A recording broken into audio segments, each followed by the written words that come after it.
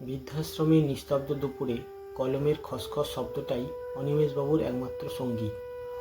জানলার ধারের ভাঙা টেবিলটায় বসে তিনি প্রতিদিন একটি করে চিঠি লেখেন। চিঠির বয়ানটা গত 5 বছর ধরে একই।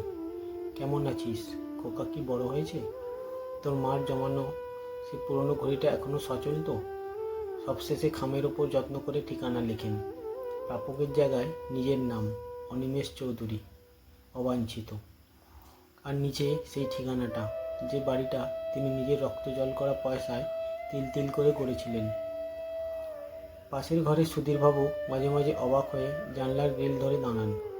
আজ আর থাকতে না পেরে বলেই ফেললেন, অনিমেষবাবু, রোজ দেখি নিজের নামেই চিঠি পাঠাচ্ছেন। ঠিকানা তো আপনার নিজের বাড়ির, পিয়ন তো ওটা ফেরত নিয়ে আসবে।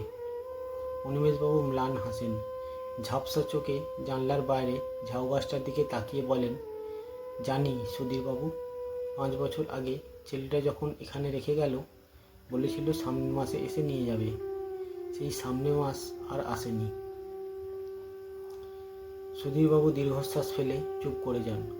অনিমেষবাবু আবার বলতে শুরু করেন, জানেন, পিয়ন যখন ওই দরজায় কড়া নাড়বে, বাড়ির ভেতর থেকে কেউ একজন তো বিরক্তি নিয়ে বলবে, অনিমেষ চৌধুরী এখানে থাকেন না। অন্তত এই একটা অছিলায় আমার নামটা সেই চেনা দেওয়ালগুলোর ভেতর একবার প্রতিধ্বনিত হবে। আর চিঠিটা যখন ঠিকানা পাওয়া যায়নি বলে আমার হাতে ফেরত আসবে, তখন আমি ভাবব বাড়িতে কেউ অন্তত আমার নামটা একবার উচ্চারণ করেছে, কেউ আমাকে ক্ষণিকের জন্য হলেও মনে রেখেছে। বিকেলের পড়ন্ত রোদে পিয়ন এসে গেটের বক্সে চিঠিটা ফেলে দিয়ে যায়। পরদিন সকালে সেই একই চিঠি যখন রিটার্ন টু সেন্ডার সিল নিয়ে ফেরত আসে, অনিমেষবাবু খামটা সযত্নে বুকের কাছে চেপে ধরেন।